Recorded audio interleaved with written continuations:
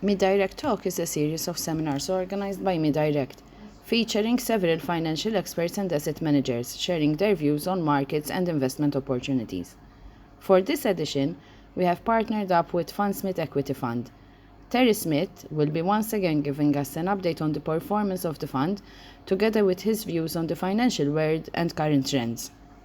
There's a disclaimer, which obviously we're required to show you. Take us on, please, Conrad. Performance. Last year, the T class of our fund was up 12.4%. You can see there. That compared with the MSCI with dividends reinvested in sterling 16.8. So we underperformed the index a bit, but obviously better than 2022 in that we made money, which was good. And bonds up 5.6%. We'd expect generally to want to do better on both those. It's obviously people describe the 12.4% as solid, which is nice, but we'd like to do better on both those. And I'd like to talk about the factors that basically have influenced that and about our thinking on what we could possibly do better in future in some respects as we go through. Take us on, please, Conrad. What worked or what didn't, we always show you this, and I think you can take some lessons from it, in my view, in terms of how we run money and what happened last year. The top 5 contributors and the top 5 detractors are there. What to say about them? Well, Meta Platforms, formerly Facebook, was our best performer last year. If you've read our annual letter, you'll see that I say, and they're only half jokingly, frankly, that it makes me tempted to start a fund where the only share each year in that fund will be whatever share that year we're most severely criticised for having purchased. Because we obviously got a barrage of criticism over the ownership of Facebook, and it is in fact up 400%, over 400% in the last 15 months. The other thing to say about the top 5 is one of the features which I've touched upon before, and it's just as true this year, is we keep seeing repeat appearances from companies here. As I sometimes put it, you make money with old friends. It seems that when you get one of these large businesses right in judgment in terms of evaluating the business and the valuation, it's a gift that keeps on giving. And Microsoft, which is our second best performer last year, is in fact making its 8th performance. Quite remarkable, in my view, in this top 5 contributors. And actually is another stock that I could have done the one stock portfolio on. We were heavily criticised by Microsoft at about $26 when we bought it. I haven't looked at the price in the last few days, but it's about $380 now. Novo Nordisk, I'm sure if you hadn't heard of it before last year, you've heard of it now because it makes this stuff. Ozempic and Wegovy, the drugs for diabetes and more topically weight loss. It's actually making its 4th appearance in our top 5 contributors table. And that tells you something quite important, which is we owned this long before weight loss was ever used in the context of talking about Novo Nordisk. We owned it because we thought that they had a very unusual approach to drug development that singled them out from just about everyone else in the major pharmaceutical companies. And so it's proved, at least in terms of what they delivered. And there are lots of things to talk about in that regard. So L'Oreal is making its 2nd appearance in the top 5, the world's largest cosmetics company. It's continued to deliver very well in terms of its grasp of digitization, both in terms of promotion and marketing and delivery of product, and China. This is in very sharp contrast to Estee Lauder, which you'll see is our worst detractor last year, which I'll come on to in a moment, which you would say almost the opposite about, basically. And last but by no means least, IDEX Laboratories. This is our medical diagnostics equipment supplier, and it's making its 5th appearance in our top 5 contributors. Quite remarkably in many ways, because there was a big upsurge in pet ownership over the period of the COVID lockdown, and it's clearly coming off the benefit of that very strong secular trend. So to still hold up as well as that is quite remarkable. Detractors, and I think I'd like to spend quite a lot of time actually talking about things that detracted and what we think about all of that. Estee Lauder, I said, had a very poor performance. It basically screwed up the China reopening, travel trade reopening play, and ended up as a result of that with a $500 million stock write-off, and probably more importantly, exposed some quite big weaknesses in their distribution and supply chain, and in our view, in their management. To cut a long story short, they don't have any manufacturing east of Europe. And what that means is in the Asian markets, such as China, A couple of things. One is it means they've got a long supply chain, which got a lot of stock in it. So when things go wrong, they go wrong with some quite big numbers. The other thing is just the lack of proximity, I think, doesn't help them in judging those markets. And so we basically started selling the stock. In fact, we basically commenced selling at the half year. That poor performance was mainly in the first half of last year. It's continued to go on to perform quite badly to date. And in our view, probably isn't investable by us until there's a change of management at the top of the company. McCormick, the largest maker of spices and condiments in the world. Basically, they've got two businesses. One supplies the retail trade, so it supplies us through our supermarkets, and had a very good pandemic because we all cooked at home more and discovered the need for spices. And the other business, which is its food supply business, where it supplies restaurants, particularly quick service and casual dining restaurants, that had obviously a very poor pandemic, so all of them were closed. And the swings and roundabouts, that's coming back as we expected it would, and the home sales are slowing a bit. The problem with McCormick is it's about 3 points adrift in terms of, or 3 and a bit points adrift in terms of gross margin compared to where it was pre the inflationary influence that we've seen in the last couple of years. They obviously had a big input cost inflation. They haven't been as good as we would have expected them to be at passing this on to the end customer. So that's the reason for the performance there. There are two drinks companies in the top 5, not coincidentally, Diageo and Brown-Forman, Brown-Forman being the distillers of Jack Daniels. This is not coincidence. The entire drinks trade had a surprisingly for some strong experience during the pandemic, with a big upsurge in home consumption, particularly in the Americas. And that's obviously ceased, and they're now coming off some hard comparative figures on that. So the whole of the sector, not just these two companies, are suffering from that. Diageo also had a bit of a glitch in terms of not having as good data as we might have hoped it would have in terms of its distribution chain in Latin America. It didn't actually have as good a handle on what was in the wholesalers versus what was in the retailers versus what was in the consumers there, and that was problematic for them. And not as big a problem as the one we describe in Estee Lauder, but still a bit disappointing stroke surprising for them. Mettler Toledo is the biggest supplier of industrial and laboratory equipment in certain areas of the world, weighing equipment and pipetting equipment in particular.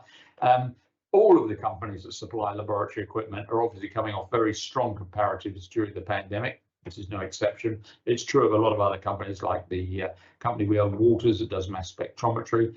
They also, fun enough, have had a glitch. They switched their distribution hub in Europe from a third-party supplier in the Netherlands to another third-party supplier in the Netherlands, and have had a bit of a hiccup with that. I'm confident that they will sort that out, and I think this is still a very good company which will recover from that. And in fact, we've only got a bit over a half weighting in it, so it's probably an opportunity for us to buy a bit more. So that's what worked and what didn't. Take us on, please, Conrad. In terms of gauging performance last year and the influences on it, you can't have been in the business last year without hearing the expression "the Magnificent Seven." How we love these catchy phrases for companies.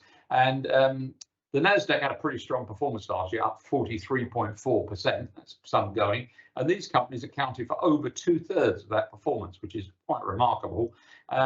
Unless you own some of these companies to at least the index weighting, your chances of performing were pretty low, frankly. Nvidia is the most topical one, the designer of GPU chips for use in the computing for large language models, generative AI. We don't own any Nvidia. Meta Platforms, which we do own, which did well. Tesla, which we don't own, and I don't think we ever will own. Amazon, which we did own, but we sold, and it continued to perform very strongly. I'll come back to that when I talk about changes in the portfolio a bit in a moment. Alphabet, which we do own. Microsoft, which we do own, and Apple. We do own Apple, but it's our smallest holding. We started buying it around about $125. And some of you may recall that my thesis was that it was a very good business. At that price, it was on about the same rating as the S&P. It's certainly better than the S&P average, in my view, as a business fundamentally. And I thought that we were looking forward to a period of poor fundamentals from Apple, in particular, and the sales front. I was right about all of that. The sales have fallen for 5 quarters since we started buying this. What I was completely wrong about was the share price. It went up 50%. during this period. So we're still stuck at the moment with a subscale weighting, which we hope eventually to take up. So basically, we didn't have any Nvidia, didn't have any Tesla, sold some Amazon, sold our Amazon, and didn't have very much Apple. So this was an insuperable headwind to performance, frankly. Take us on, please, Cameron. But this has been a funny period these last 2 years, and I'd really like to look back over the last 2 years rather than just focusing on last year. This is a screen we made up of the top performers by sector over the last 2 years. The basis of this screen was companies that satisfied two criteria. One, big enough for us to invest in. No point looking at performers which are too small for us. And secondly, companies that returned a 20% return over the last 2 years. Now, why 20%? Why did we choose that? Well, it's a lovely round number, but it has some significance. It's actually 20% in 2 years is 9.5% per annum compounded. And 9.5% is as near as, damn it, the long-term return on equities, if you have a look. So these were companies in these sectors with those top performers, top two companies we showed you there in each sector, just to give you a flavour. These were companies which basically equaled or bettered the index. And so it would have been good to own them in terms of performance during this period. But what a bunch of companies they are. So 241 companies, 45 of them are energy companies. Never going to own any of those. 25 insurance. Ditto, not going to own any of those. 21 industrials. There's little in industrials that's likely to satisfy our criteria, but Steel Dynamics, for example, you can see there as one of the top two performing companies. Little unlikely. IT, Nvidia was obviously the top performer. Jabil, I mean, how many people even know what Jabil does? But it was one of the top two performers. And actually, it's quite a good point to pause there. Nvidia was the top performer in IT, but the Magnificent Seven, which you had to pretty much own last year in order to perform in line with or beat the index, only one of them made it into this screen. So only one of the Magnificent Seven managed to equal the index over the last 2 years, which, apart from anything else, tells you how volatile these shares are and tells you the kind of risks that you might be taking if you're thinking of going all in on them, basically. Banks, we don't own any banks. Consumer services, you might say, oh yeah, well, you own consumer services. Yeah, but look at the sort of companies involved. The number one company was Pinduoduo. I don't know if you're familiar with Pinduoduo, but it's a company headquartered in Dublin, controlled by the Chinese and listed in America. It's got more red flags in terms of risk than you can begin to imagine on it. Financial and information services, on the whole, financials not for us. Aerospace and defense, no thanks. Pharmaceuticals, yeah, we do own Novo Nordisk, one of the top two. We don't own Eli Lilly. Building, no. Mining, no. Consumer products, this is a lovely one. Consumer products is right in the center of the part of our strategy, as you know, from inception. So surely we would have done all right here. Well, first of all, only 8 out of companies out of 241 in consumer products made the cut. And look at the companies which are the best performers. Deckers Outdoors, which is the maker of UGG boots, and Axon Enterprise. You could be forgiven if you haven't heard of Axon Enterprise, and you could be doubly forgiven if you were a bit puzzled by it being a consumer products company, because its actual product is tasers. I don't think we're going to be owning any taser companies. So anyway, you get the drift. These are not things which would fit what we seek to own, and they also fail another test. Last year, Charlie Munger, Warren Buffett's long-standing business partner, sadly died, and there's an outpouring of Charlie Munger quotes, as there is one of these occasions. One that Julian and I have long referred to, and it basically comes down to this: is that we are pursuing a strategy which, when Charlie Munger was asked about Berkshire's strategy on one occasion, he said that he and Warren like to own stocks which you could own and sit on your ass, quote unquote. In other words, you could happily do nothing. Not many of the companies that you see on there could you be happy doing nothing with for any length of time. So it's not for us. Take us on, Conrad. This is the Stern Business School sectoral breakdown of good and bad companies. They produce this periodically. This is the 10 years to 2022. And all they do is they take sectors, they look at the return on capital employed from the firms in those sectors. You can see there, ROCEs. They take off their estimate of the weighted average cost of capital, WACC, and give you the spread that the companies make either over cost of capital, if they're good value creating companies, or below cost of capital, if they're destroying value. And this doesn't change very much over time. You can see the companies that basically make a positive return: tobacco, information services, healthcare, advertising, household products, computer services, beverages, etc. on the left. On the right, brokerage and investment banking. What a surprise that is. Banks, financial services, oil and gas, air transport, REITs, auto and truck, and real estate. Basically, this links into the previous slide. Almost all of the 241, not all of them, quite a lot of them are on the right-hand side of this slide, not the left-hand side of this slide. And this doesn't change a lot over time. If you look at this Stern Business School stuff over the years, you'll find you don't suddenly come in and the companies on the right become companies on the left and vice versa. So if you're going to own an awful lot of those things that I've showed on the previous slide, you really do have the headwinds of bad fundamentals for the business against you. Next on comment, please. Our strategy, I hope you're familiar with by now, but I think it's always good just to briefly revisit it, just so you can get a sense of whether we are actually still following it. Buy good companies, try not to overpay, do nothing. On the buy good companies, these are the look-through ratios, which we give you every year. We take the companies in our portfolio, compute these ratios for them, and report them to you so that you can see what the companies look like in aggregate and also how they look over time. Go through them. Return on capital employed, ROCE, you'll see was 32% last year. For every dollar, pound, euro that our companies have got in capital that we own as a shareholder, for every one of those, they're making 32 cents of profit return. Pretty good. You can see that's the same as the all-time high that they made last year. The indices, we've got the S&P and the FTSE there because some of this data is only available on those indices. You can see 17, 18%. Our companies are making 80% higher returns than the index, something like that.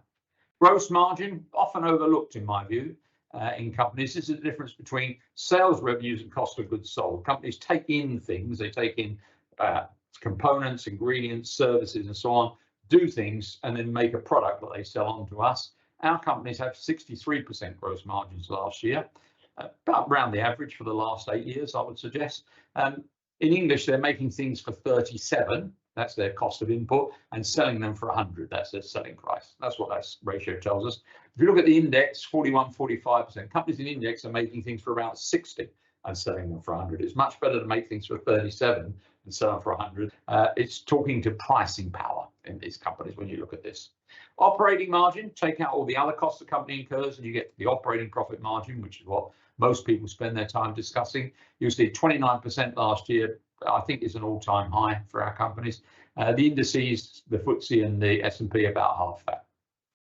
Cash conversion, this has been a problem for our companies for the last year or so.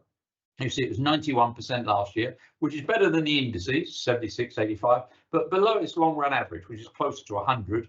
And you can see it actually got to 88% last year in 2020, or the year before last, 2022. What's happened here with our companies is during the supply chain disruptions in the pandemic, they basically had an awful lot of stock outs on things that they needed, which ranged from bleach through to semiconductors. So when they could get some, they bought it basically, and that depressed their cash conversion. So it started to recover, and I think absent any big macro events in the next 12 months, we'll continue to recover in 2024 and give us quite a good headwind to the cash flow growth that the companies are going to deliver in the coming period. Interest cover lastly, are they doing all this with financial engineering? No. You can see interest cover 20 times, basically at the top end of what these companies typically deliver. This takes their profits and shows you how many times that represents their rents and lease rentals out there and interest. So they've got 20 times cover for their interest and lease rentals out there, about twice what the index is. So, you know, do we have a bunch of companies taken in aggregate from all of these statistics? Yes, I would represent that we do. Thank you, Conrad. Valuation, we closed the year with a free cash flow yield of 3% on the portfolio. Free cash flow yield is the free cash flow the companies generate after paying for everything they have to pay for, divided by their market value. And we compare that with the yield on other things, other companies, indices, bonds, etc. How does this compare? The FTSE was 5.5% yield at the end of last year, so it's rocket cheap in comparison with us. But, you know, A, it was ever thus, and B, I think it's got so much stuff that's uninvestable in there from a quality standpoint that I don't think the comparison has any great meaning. There are only 2 companies that we own that are in the FTSE, so it's not likely to be something which we'll pay a lot of regard to. A better comparator is the S&P. You see 3.7%. Yes, we're more expensive, a short 20% more expensive. The question that you've got to ask yourself, and we ask ourselves, is the quality that we've got sufficient or more than sufficient to justify that premium? Because on the whole, high quality companies are going to trade at higher multiples in the index. That's just a fact of markets. And you need to gauge that previous slide that we showed you to say, how does our lot compare with the S&P 500? And bear in mind that quite a lot of our companies are in the S&P 500 and are contributing to this index in terms of its performance. And the other thing you need to gauge against is the growth. So in any valuation methodology where you're looking at your expected return, a good rule of thumb is to take the yield, whatever level you take the yield at, cash flow yield, dividend yield, earnings yield, take the yield and the growth rate, and it gives you a rule of thumb for expected return. The growth rate on our portfolio last year in cash flow was 14%, which is probably about twice the long-term average. It's that recovery that I was telling you about from poor cash conversion starting to come through. And I suspect we may see similar numbers coming through for 2024, because obviously there's still quite a lot of ground to make up in the cash conversion. So I'm not that troubled by the valuation at the moment when I look at those factors. Take us on, Conrad. Do nothing. Here are the changes in the portfolio during the last 12 months. We sold Adobe, Amazon, and Estee Lauder, and we purchased Procter & Gamble, Marriott, and Fortinet. Let me touch on each of those. Adobe we bought quite well during the tech downturn in 2022, and then not that long after that, it bid for Figma company, which has developed software to enable you to work collaboratively on graphics software using internet technology. This was seen as such a competitive threat by Adobe that they bid $20 billion for Figma, which looked to us to be a colossal price. I say looked to be. One of our main drawbacks in continuing to own Adobe is they refused to disclose any numbers in relation to it, which we thought was quite a handicap and continued to hold the stock. We also thought that the bid, whether they succeeded or not, revealed a competitive weakness. And finally, we thought that they quite likely weren't going to get this anyway. We couldn't decide we were happy or sad about that, given it probably revealed a competitive weakness, because one technology company buying one of its main competitors is right in the ballpark of the competition regulators. Now, as it turns out, they didn't get it. They walked away for exactly those reasons of competition regulation and paid a $1 billion break fee, which is quite considerable, obviously, in relation to that. The share price, however, has performed very strongly, and really that's about AI hype. And I say AI hype because I think there's probably quite a lot of hype in general about AI. I may come on to that in a minute, I think, in this presentation briefly.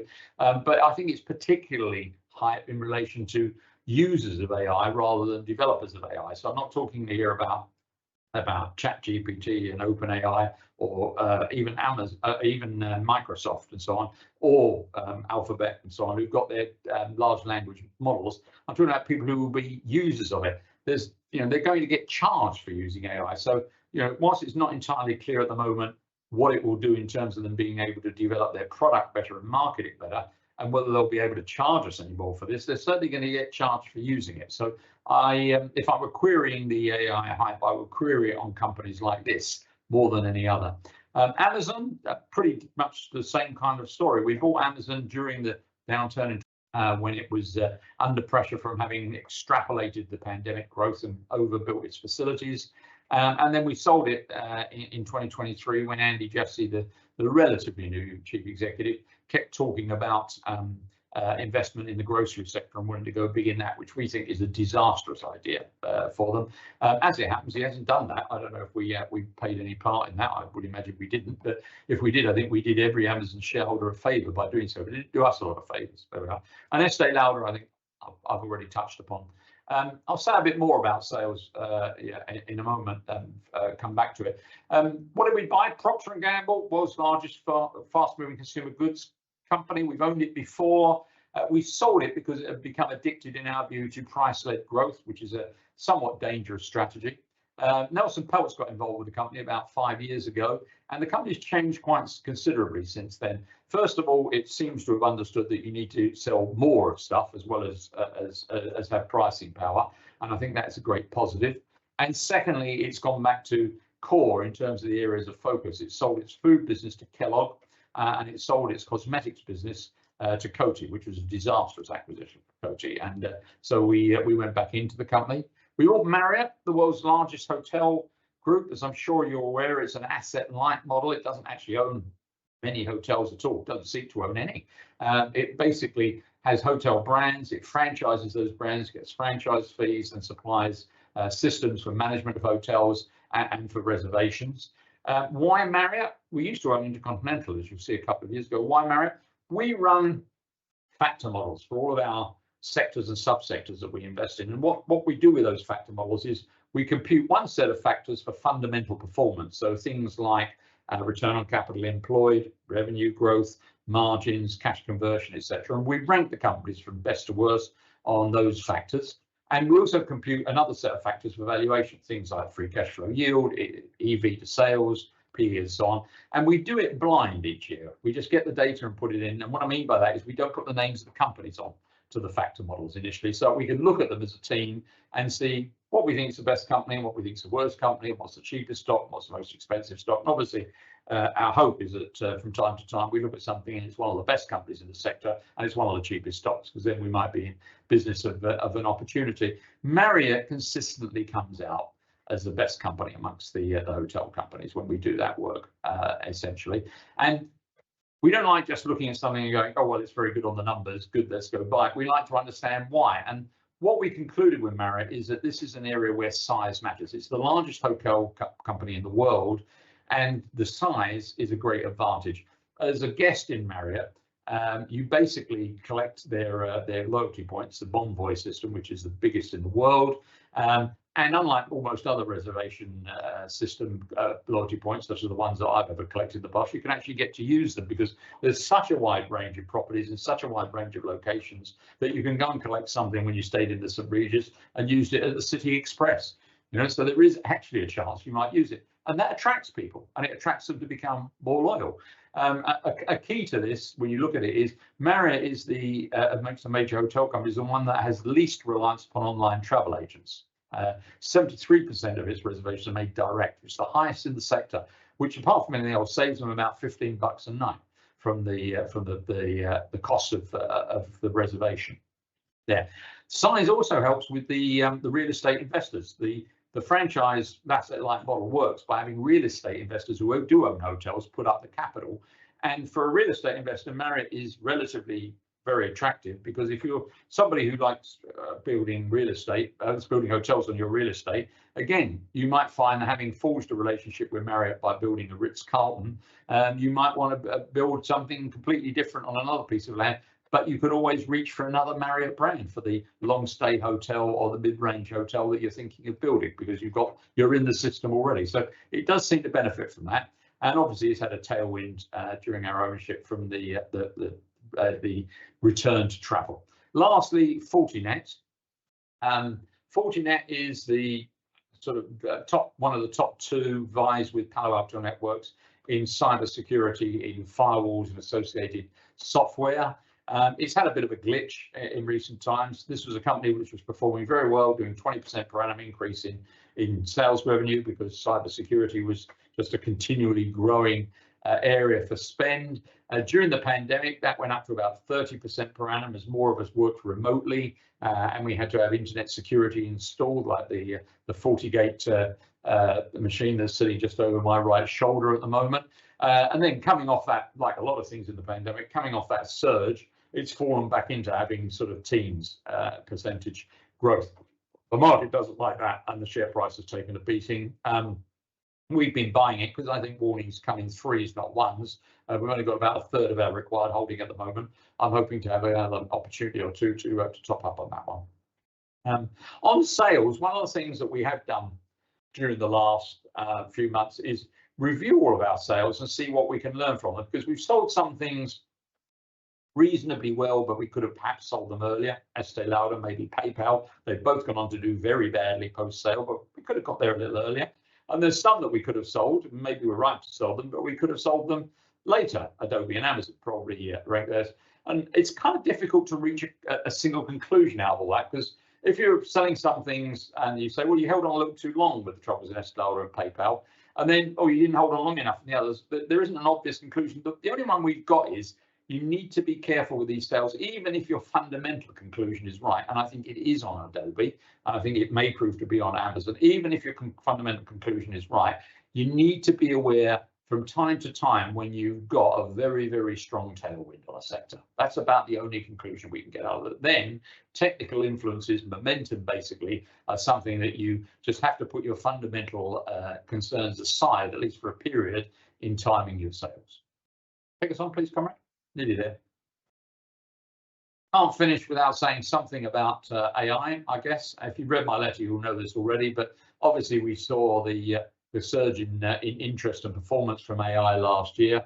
I just thought to put that in context, I'd go back over the last 30 years and have a look at the first leaders, significant leaders in each of the sectors which we now associate with technology, and say, does backing the first leader in this work? Well, not so far. I mean, in chip manufacture, Intel is still with us, but is struggling at the moment to keep pace with others in the industry, bridging as it does design and fabrication. Internet service providers, America Online. I mean, the whole internet service provider sector doesn't really exist anymore. We're talking about telecoms companies. Mobile phones, Nokia. I was at a presentation in 2000, just before the end of the dot-com boom, presenting in Boston to a fund where they asked me for a valuation on Nokia, and I shocked them because it was trading at 60 marks a share, and I said 12. And in fact, I was too bullish. It went to 3. Search engines, Yahoo, nowhere now, basically. Smartphones, Research in Motion, BlackBerry, nowhere. Social media, Facebook wasn't the first company to lead in this sector. It was MySpace, gone, basically. Take us on, Conrad. I thought I'd finish with a quote with Charlie Munger. As I said, him having died this year. This was another one I think that the commentary act didn't really alight upon, which I've always rather liked of his. If you're not a little confused about what's going on, you don't understand it, and that's certainly how I feel sometimes. I don't know about you. Anyway, we said half an hour. I think we're within 2 minutes. I'll stop there and hand back to Conrad to marshal the questions if you have some. Perfect. Thank you, Terry. So lots of questions.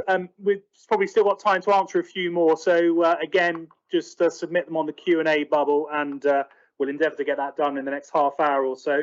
Okay, so kicking off, what will have a bigger impact on the future performance of your companies, China or the GLP-1 weight loss drugs? Yeah, I think GLP weight loss would be my view. China is important to the companies. It varies, obviously, from company to company, and may vary over time in the future. So it's quite a big influence on a company like L'Oreal, for example. It's L'Oreal's biggest market, in fact. So can't say it's a small influence on them by any means. LVMH, obviously, very significant influence as well in there. So it's pretty big. But the GLP-1 weight loss drugs, I think, have got wider implications. I mean, obviously, they do affect what's going on in Novo Nordisk and so on. But they may have effects, which obviously people have started to think about in terms of the food, snack and beverage companies. And I think we can talk about that if you want a bit more, very happy to. And they may have wider implications into the medical area as well. So I'm taking that question a bit wider than it's literally asked, into other companies, as it were, out there. Look, it's very early to draw strong conclusions out of these side impacts of something like GLP-1. If you were to go back about 18 months when this first got into people's consciousness and read all of the press then, because they're always looking for a problem, and the big problem was they said, well, these are going to be lifestyle drugs and people will take them and they'll continue their bad habits in terms of binging on junk food. So that has proved, of course, to be exactly wrong. And they should have known it was exactly wrong if they bothered to make any effort to understand how these drugs work and what they do in terms of slowing the digestive cycle and affecting your appetite, basically. So it's the opposite. So if you look at it, we say, oh, well, I wonder what that will do with consumption. Well, it depends consumption of what. So when you look at the companies out there, it probably will affect some companies that we are involved in. But the area which is most obvious from the data that we've seen so far, which is obviously limited, is the area that gets dropped most frequently in terms of consumption is alcoholic drinks, which is why we had 2 companies. It's not the reason why we had 2 companies in the bottom 5 performers there. There are other factors involved, but it's why I'm not adding to Diageo, notwithstanding the current low rating. Within alcoholic beverages, I would say that beer is the epicenter of the problem rather than spirits as well. Beer is a bulk product, and clearly if you're talking about an appetite suppressant, it's more likely to affect something which is a large volume product rather than a very small volume product like spirits. It's also got an awful lot of impact probably on other areas of treatment. There are not many of which directly affect our companies, but they may affect them a bit. So, you know, it's likely to have effects on anyone involved in the cardiovascular area. We know that for certain because of the labeling now for Ozempic and Wegovy on that. Almost certainly on conditions related to the liver, to kidneys, autoimmune conditions, so things like lupus and arthritis, Alzheimer's, and so on. And it probably have some effects. So if you think about what I was saying on alcoholic drinks, it will probably become adopted, I think, as a treatment for alcoholism because of that. So it is kind of interesting. One of the rival companies in the sector, because there are obviously other people trying to develop drugs in this area, said that they recognize there are 220 conditions, ailments, and comorbidities which appear to be impacted. It is absolutely extraordinary. And the chief executive of another medical technology company that we invest in said he thinks it's actually the elixir of life. It is a stunning development, basically. Thanks for that, Terry. So you mentioned Diageo there. We've had a few questions on it. Are you confident? Are you confident that their management, their current management, are good custodians for the business? No, I'm not confident. I think it's a little early to reach a firm judgment on that, but certainly, you know, so far we haven't seen evidence that would suggest that. And I guess, to be fair, we don't have to be fair because we're just obviously interested in making money in him. But you know, they have pretty big shoes to fill. I made a nod in the annual letter to the late Ivan Mendes, Sir Ivan Mendes, I should say, who in our view was one of those very rare human beings you get who was very good at his job and very understated. And he came out of a marketing background in the business, and he convinced us more than anybody else that if you wanted one area of fast-moving consumer goods where not being close to trends in the consumer was likely to see you get into terrible trouble, the spirits business was right up there, basically. And I, at the moment, don't feel confident at all. No, this glitch in LATAM, whilst you know the distribution system in there can't be laid at the feet of the current management, it's still worrying. Okay. The talking heads in the British media will lead us to believe that the UK stock market is screamingly cheap. If this is the case, why don't you have more invested in UK businesses? Because there just aren't very many businesses of the type that we want to own in the UK. You know, we've got a couple of UK companies. You've just touched upon one of them with Diageo.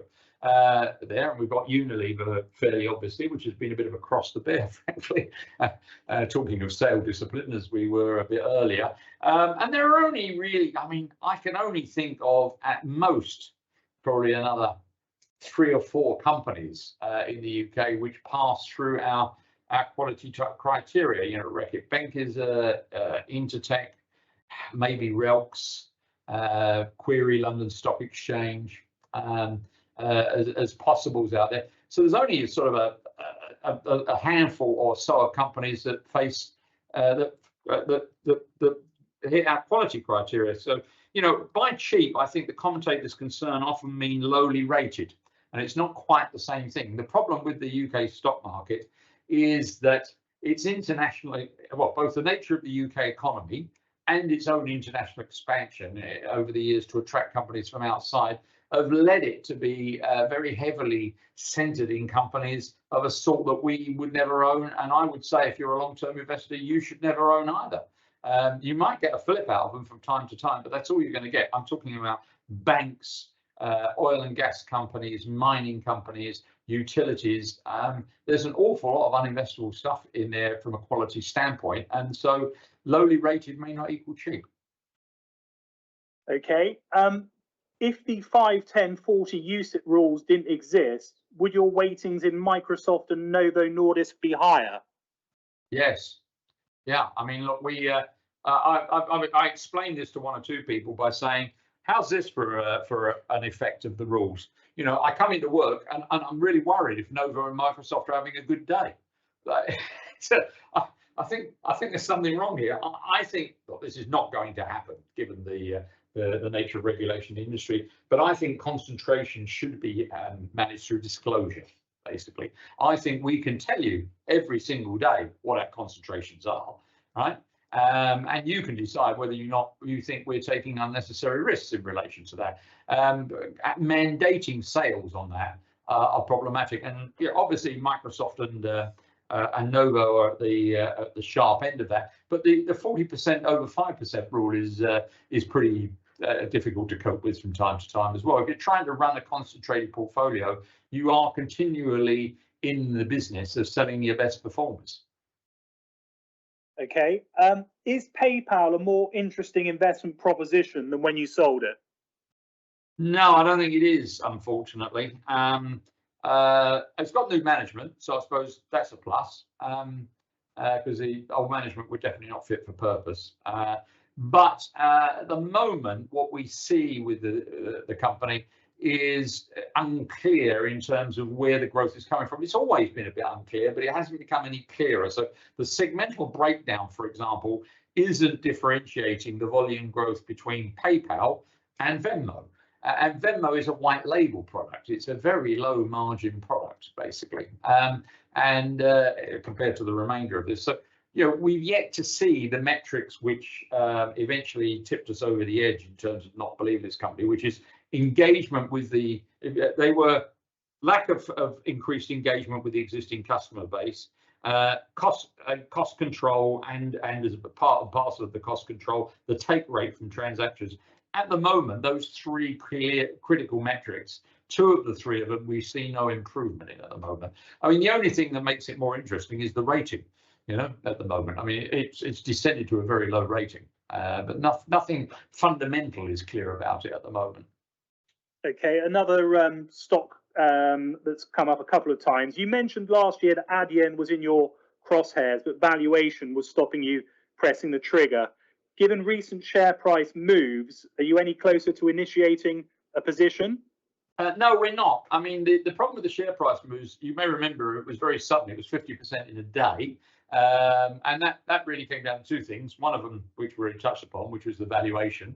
But the other one was disappointment. And if you dug into the detail of the disappointment, this is at a different end of the payment processing cycle or chain of value to a PayPal or a Visa or a MasterCard. It's at the merchant acquirer end, basically. And it's built a model there, which is certainly gained a lot of market share, mainly because its competitors are banks. Well, there's a good start, or the merchant acquirers who've been doing things that banks wouldn't do. And so it's got a reasonably good sort of soft target in terms of growing it. But the thing that came out from that warning that caused the 50% drop was it appears that there's relatively low friction in people switching between providers in this area. And that worries us, basically, and we're still worried about it. Okay. How has your investable universe of stocks changed over the past 12 months? It's changed a little.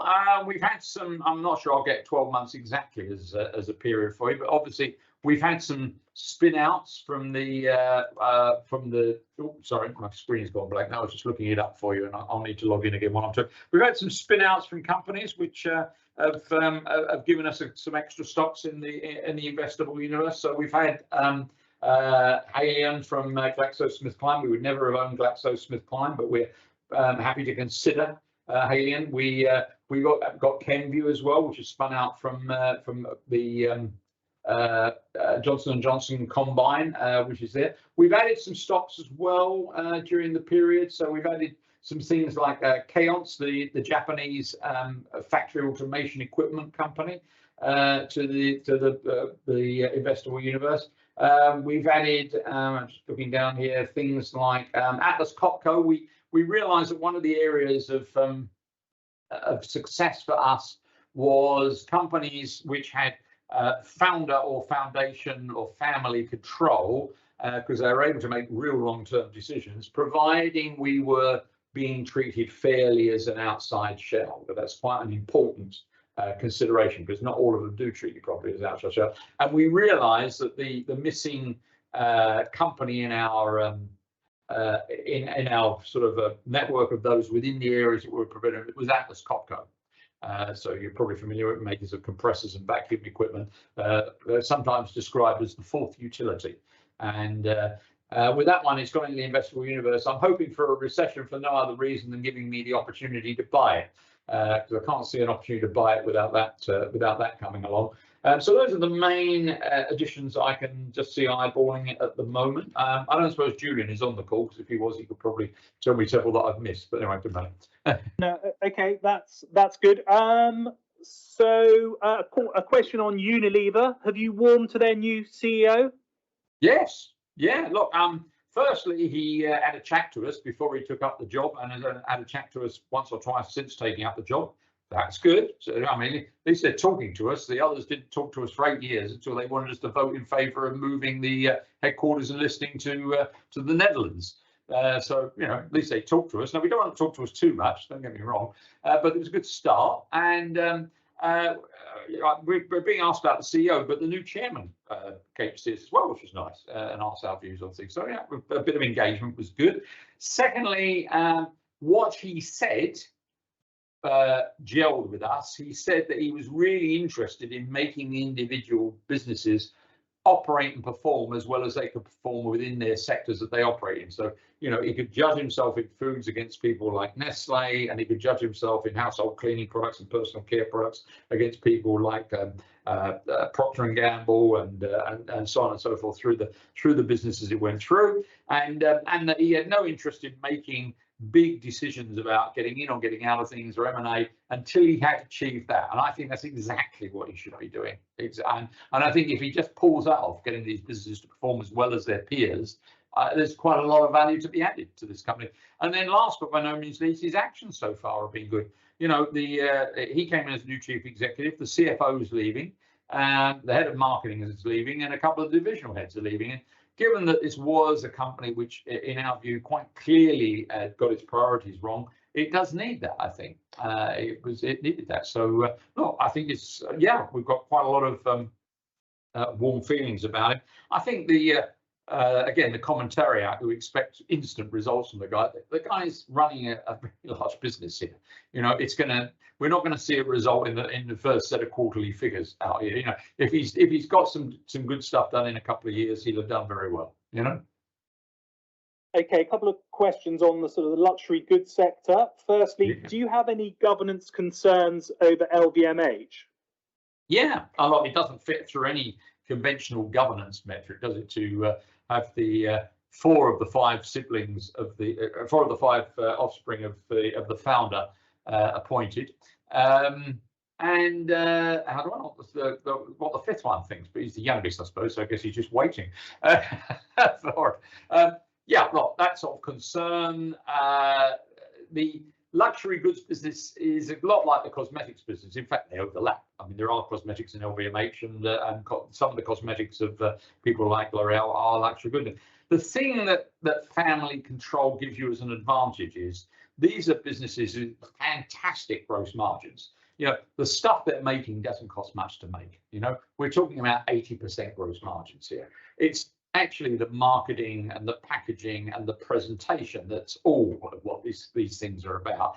And in the wrong hands, and by the wrong hands I mean people without a long-term view, companies operating on sort of 80% gross margins and 20% operating margins, it doesn't take long for someone who's on a nice short-term incentive package over, you know, short-term in my view being 5 years, to say, let's pull the brake on the advertising, promotion, and product development, get it up to 30% plus margins, cash in my options and disappear and leave you with a damaged business. So that's what the plus is in these circumstances. The minus is the fact that there isn't any outside management influence coming that looks like it will make it to the top, because one of the great pluses of L'Oreal is it's now on its 3rd generation of outside management. You know, the Bettencourt family have very wisely handed over to professional management, and because they've done that and they've stuck to doing that, they have attracted absolutely first class professional management to the business. So the three chair was a bit early in Nicholas Hieronymus's tenure there. But I would say all three of the last three CEOs, including him at L'Oreal, are outstanding managers, basically. So yeah, it's a worry, basically. Okay, is L'Oreal still the stock that you would own in your theoretical one stock portfolio? Yeah, well, I touched upon it there. Look, this is a company with wonderful margins, great cash flows, most of the time anyway, a little bit depressed the last couple of years, but most great cash conversion. The fundamentals of the business haven't changed. Wonderful returns on capital, a family shareholder that keeps a sort of long-term steadying hand in the decision-making process. The ability to appoint outstanding outside management and trust them to run the company, who has stayed close enough to the market and developments in it to crack digital advertising, digital supply and e-commerce, and China and travel retail, and almost certainly one of the leading companies amongst the 100 major companies in the world in their sort of work on sustainability and diversity and equity and inclusion in the workplace, without making a song and dance about it. It's a great company. Okay. You mentioned that when selling a company, you have to be cognizant of the tailwinds the industry has experienced, regardless of whether your fundamental conclusion is right. Is the same true when buying companies that may be experiencing short to medium term headwinds?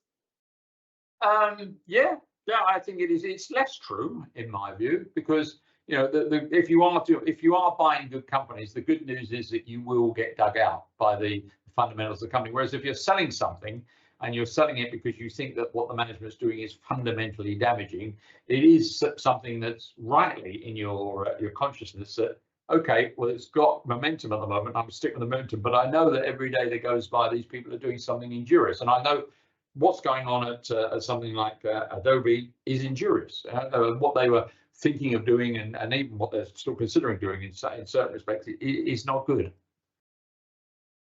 Okay, and you mentioned regrets with regards to recent sales. Any regret over the Nestle sale? Going back a few years there, but it's performed okay, but not really on Nestle. No, I mean the Nestle story is, at the moment, they've sort of told a better story than I think the fundamentals do, actually, in Nestle.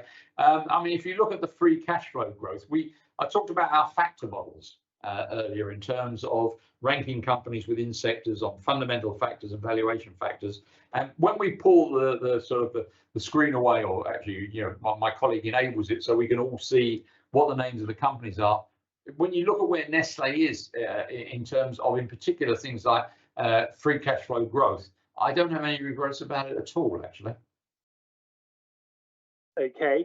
Do you envisage initiating a position in a chip company over the coming years? Yeah, probably. Look, I think that it's something that we've followed for quite a long time anyway. It's clearly become more alive with the whole AI situation, and that's alerted everybody to the need to consider it. It's a pretty big sector. And the other thing is, it's clearly a cyclical business, and you know, you see that. And topically, it's probably just passing the bottom of the cycle at the moment. You know, so yeah, I think so. I very much doubt, given the nature of our fund and what we're trying to achieve, that it's going to be the one with the most sex and violence. However, that would probably be something we'd seek to avoid. Nvidia was a great performer last year. All credit to anyone who owned it during that period. I'm not knocking it at all. But this is a stock that has fallen 80% twice. Right? And that's not our kind of thing, really. Okay, last couple of questions. I think we're coming up to 4 o'clock. How do you resist the temptation to have a higher amount of allocation to the Magnificent Seven? Well, basically a couple of things. One is that, I mean, there is at least one of the Magnificent Seven that I can say I don't think we'd ever own, which is Tesla. I think, you know, Elon Musk is an interesting character. I think he's called the zeitgeist in recent times of the EV development and that sort of thing. But car companies are just atrocious businesses, and I don't think the move to EV is going to change that. We might think it is at the moment, looking at recent Tesla numbers, or more particularly the BYD numbers in China. But bear in mind, this is a subsidized business, right? If you go and have a look at Ford, and I drive a Ford, so there you go. If you go and have a look at Ford, it's on a PE of 4, and I'm not sure it's cheap. And you might say, oh, well, that's Ford. I think BMW's on 7. I mean, it's, goodness me, this is a bad business. As I said to you, looking at the chip sector, NVIDIA, for all of its great performance last year, is a very exciting, overly exciting company in our view. And I mean, I'm sure you know the story by now. Still found a run, has made some great calls on switching from gaming chips to crypto chips to GPUs. And maybe he's going to make more calls again in the future of a similar nature. I don't know. But it's certainly exciting while you think about it. It's more people who are in the position of catching whatever happens in the semiconductor sector are likely to be more where we go in terms of looking at those things. But other than that, look, I think that I resist the temptation, because going back to that slide that I had, going back to the slide that I had, if you'd owned the Magnificent Seven across the last 2 years, you would have underperformed the index. Yeah, no, that's often forgotten. Last question. After Fortinet's recent inclusion to the portfolio, do you envisage any other Smiths and names making the grade? I think it's entirely possible once they get to a certain size. Yeah, I think it's I'm the chief investment officer on Smithson, so I follow their research every single day. They're required to consult me on outright person sales. I think it's entirely possible that they will become. So I also think, obviously, we're talking about the Fundsmith Equity Fund here. There's also the Fundsmith Sustainable Equity Fund, which is obviously a lot smaller. And I think probably what we will do in time there is look at more of the Smithson names for that, because it can do that, because it doesn't have the same liquidity constraints. Good stuff. Okay, so we've been going just under an hour, so I think we'll end it there. Thank you very much, Terry. Thank you also, everyone, for listening in. As mentioned, you'll get the link to the playback and the presentation slides that we used. Thanks also for your tremendous support over the last 12 months. And obviously, as and when things change in the portfolio, we'll communicate those to you. So once again, thank you. Have a good afternoon. Cheers. To all the team at Fundsmith, thank you for this very interesting presentation. Our team of advisors are available if you have any further questions. Further information on the fund discussed can also be found on our website, www.medirectalk.com.mt. Thanks, everyone.